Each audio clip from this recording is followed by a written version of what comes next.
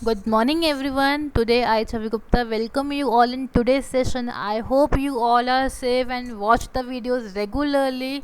If you have any doubt, please let me know. But in the previous video, we have completed our chapter that is windstorms and cyclone. So it's time to start our NCRT exercise. Okay, so let's begin with our NCRT exercise. The very first question is fill the missing word in the blank spaces in the following statements. Now you need to get the very first blank is wind is a dash air. Wind कैसी है? Moving air है. Now the B part is winds are generated due to dash heating on the earth.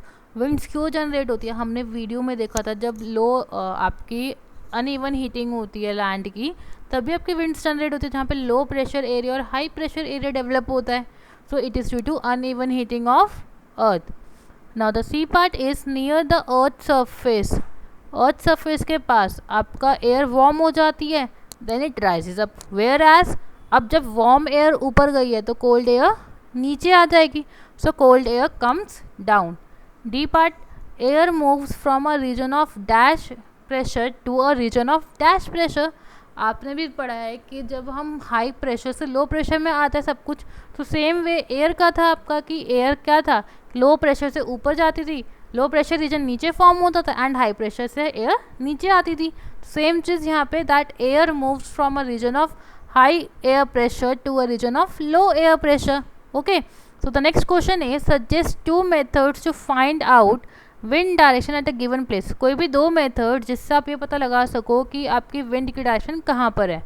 The first one is by seeing the direction of a dry leaves release in the air. सबसे common method है कि जैसे आप kite को उसी direction में fly करते हो जिस डायरेक्शन में विंड की डायरेक्शन होती है. ठीक है, तो आपने वो कैसे पता लगाई कि किस डायरेक्शन में ट्री की लीव्स हैं फ्लो कर रही हैं, तो सेम डायरेक्शन आपकी विंड की होगी. So by seeing the direction of dry leaves released in the air. Second is by seeing the direction in which it is difficult to ride the bicycle. आप सबने bicycle scooty चलाई होगी या चला रहे होंगे या सीख रहे होंगे या आपके पेरेंट्स ने चलाई है. सो आपने देखा होगा कि अगर आप विंड के अपोजिट मूव करते हैं, सपोज विंड आपके सामने से आ रही है एंड आप नीचे उतर रहे हैं, तब क्या होता है कि आपको विंड को क्रॉस करना बहुत डिफिकल्ट हो जाता है. दैट मीन्स कि विंड चाहती है कि आप वापस की तरफ मुड़े, मीन्स आप अपने बैक साइड की तरफ जाएं. सो इट शोज़ कि अगर आप विंड के अपोजिट राइड करते हैं बाइसिकल को, स्कूटी को, तो आपको डिफ़िकल्ट होती है. क्लियर, तो वो भी ये इंडिकेट करता है कि आप किस तरह से विंड की डायरेक्शन मेजर कर सकते हो. Now the next question is state two experiences that made you think that air exerts pressure other than those given in the text. कि आपको कोई भी दो एक्सपीरियंस या दो एग्जाम्पल्स बताने हैं जिसमें आपको ये पता चले कि एयर प्रेशर लगा रही है. द वेरी फर्स्ट, आपने बैलून लिया, बैलून को टाई किया, उसमें बहुत सारी एयर फिल करी. देन अगर आपने उसमें बहुत सारी एयर फिल करी है तो क्या होता है, वो एकदम के बाद फट जाता है, ब्लास्ट हो जाता है, बर्स्ट हो जाता है. ठीक, तो सेम चीज़ यहाँ पर है. वो क्या प्रूफ करता है कि जो एयर बैलून के इनसाइड थी उसने क्या किया, प्रेशर एक्सर्ट किया बैलून की वॉल्स पे, जिससे वो बैलून बर्स्ट हो गया. क्लियर है. So when we fill the air in the balloon it becomes tight and if we try to fill more air inside the balloon will get burst, which proves air exert pressure. Clear? The next is wind causes curtains, doors and windows to move with the direction of the wind. This demonstrates air exerts pressure. Now wind जितनी भी speed से move कर रही होती है उसी speed से वो विंडोज़ को, डोर्स को मूव करने में हेल्प करती है. तो वो ये दिखाती है कि एयर ने प्रेशर एक्सर्ट किया है. Now the next question is You want to buy a house. Would you like to buy a house having windows but no ventilators? Explain your answer. आप हाउस ख़रीदना चाहते हैं तो आपने ये तो देखा कि घर में विंडोज़ हैं बट वो वेंटिलेटर्स नहीं है, मीन्स क्रॉस वेंटिलेशन नहीं हो रही आपकी. सो क्या आप ऐसा हाउस खरीदेंगे? Explain your answer. It is not a good idea to buy a house without ventilators. Means आपने अंदर आने की एयर तो छोड़ी बट आप बाहर जाने की एयर नहीं छोड़ रहे हो, तो क्या आप ऐसा घर खरीदेंगे? नहीं.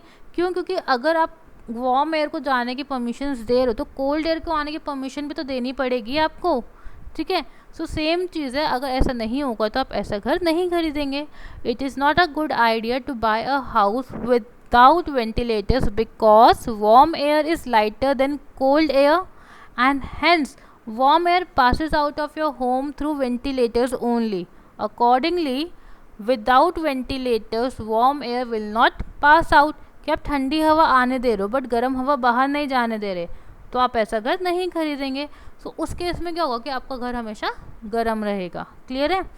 सो नेक्स्ट क्वेश्चन इज, आप इससे पहले आपने जनरली देखा होगा कि आपके जो पुराने घर थे, आप तो सब रिकन्स्ट्रक्ट करा रहे हैं अपने हाउसेस, बट जो पुराने घर थे उसमें जनरली क्या आता है कि डोर्स आमने सामने होते थे, सो दैट जितनी भी एयर्स अंदर आ रही हैं साइड पे साइड से वार्म एयर बाहर निकल जाए. तो वो क्या था, वेंटिलेशन था आपका, कि आप वार्म एयर को जाने की परमिशन दे रहे हो ताकि आपका घर कूल रहे. Now the next question is, explain why holes are made in hanging banners and hoardings. अब जो बैनर्स आप लगाते हो उसमें होल्स क्यों होते हैं? रीज़न बीइंग कि एयर का प्रेशर है.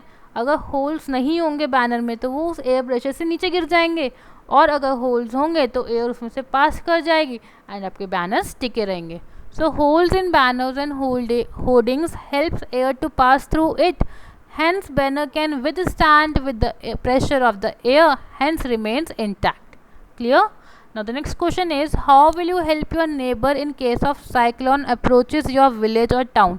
अब आपके आसपास अगर साइक्लोन आ रहा है तो आप उस केस में अपने नेबर्स की कैसे हेल्प करोगे? फर्स्ट उन्हें सेफ प्लेस पे मूव कराओगे by helping them to shift to a safer place. Second, आप उनके एनिमल्स को और जो उनकी नेसेसरी आइटम्स हैं, व्हीकल्स हैं, उन्हें सेफ प्लेस पे लेके जाओगे. Clear? By helping them to shift their animals, necessary household items and vehicles to a safer place. Next, कि आप इमरजेंसी सर्विसेज के नंबर उनको प्रोवाइड कराओगे या कॉल करोगे उनको, सो दैट कि वो उनकी हेल्प कर सके.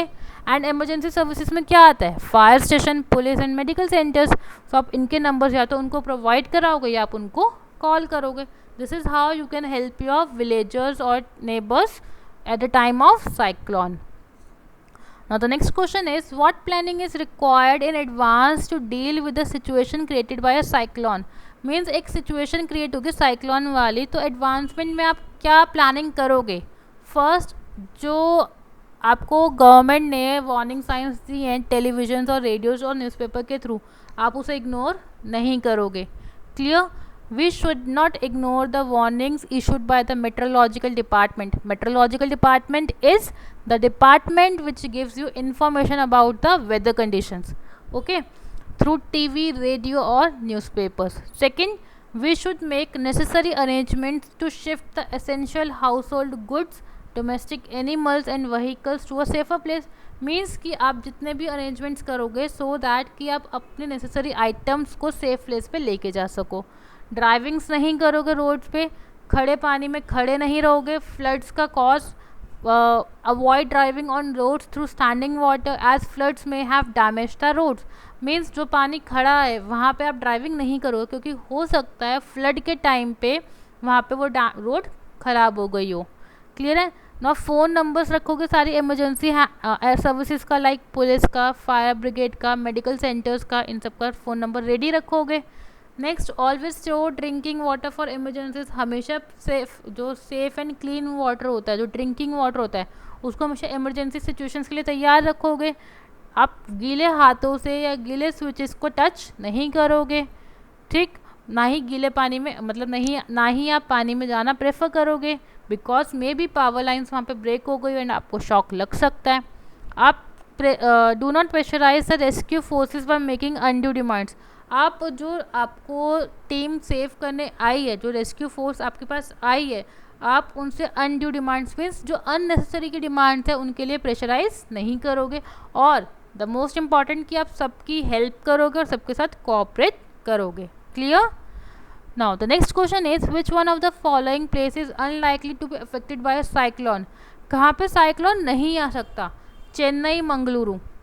First is Chennai, second is Mangaluru. दोनों में आ सकता है. क्यों? क्योंकि दोनों वाटर बॉडीज़ के आसपास हैं. ठीक है. Third is Amritsar and the fourth is Puri. Puri, Chennai and Mangaluru सारे कोस्टल एरियाज़ के साइड में हैं. बट अमृतसर जो है वो कोस्टल एरिया की साइड में नहीं है, तो वहाँ पे साइक्लोन आने की कंडीशंस कम से कम है.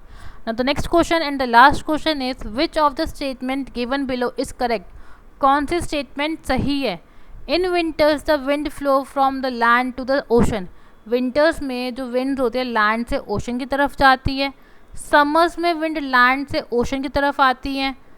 Third part, a cyclone is formed by very high pressure system with very high speed wind revolving around it. जो साइक्लोन जो आपका बनता है हाई प्रेशर सिस्टम से बनता है और हाई स्पीड विंड से बनता है. Fourth is the coastline of India is not vulnerable to cyclones. Sorry, जो कोस्ट लाइन है, जो आपके इंडिया के आसपास कोस्ट है, उसमें साइक्लोन आने का कोई खतरा नहीं है. Fourth one is totally incorrect. Third one में क्या इनकरेक्ट है कि वो हाई प्रेशर विंड से नहीं बनता, लो प्रेशर सिस्टम डेवलप होने से साइक्लोन डेवलप होता है. क्लियर है. So low pressure system with high speed से आपका साइक्लोन डेवलप होता है. सेकेंड इज कि समर्स में विंड लैंड से सी की तरफ नहीं आता. Sorry, in summers the wind flow from the land towards the ocean. Summers में जो विंड्स की डायरेक्शन होती है वो लैंड से ओशन की तरफ नहीं होती, ओशन से लैंड की तरफ होती है. एंड विंटर्स में लैंड से ओशन की तरफ सही है.